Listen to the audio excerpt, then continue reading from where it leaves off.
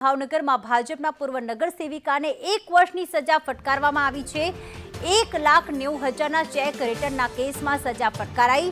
પૂર્વ નગરસેવિકા ઉષા તલરેજા સામે ફરિયાદ નોંધાઈ છે। 2020માં આપવામાં આવેલ ચેક રિટર્ન થયો હતો।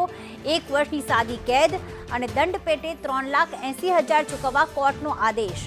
ભાજપના પૂર્વ મહિલા નગરસેવિકાને 1 વર્ષની સજા ફટકારવામાં આવી છે।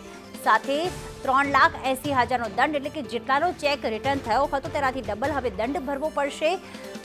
નરેશભાઈ રાજાઈએ ભાજપના પૂર્વ નગરસેવિકાને ઉષાબેન તલરેજા સામે ચેક રિટર્નની ફરિયાદ નોંધાવી હતી।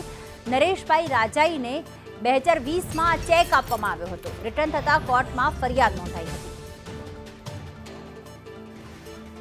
તો પૂર્વ નગરસેવિકાને 1 વર્ષની સાદી કેદની સજા અને દંડ પેટે 3,80,000 ચૂકવવા કોર્ટે આદેશ કર્યો છે।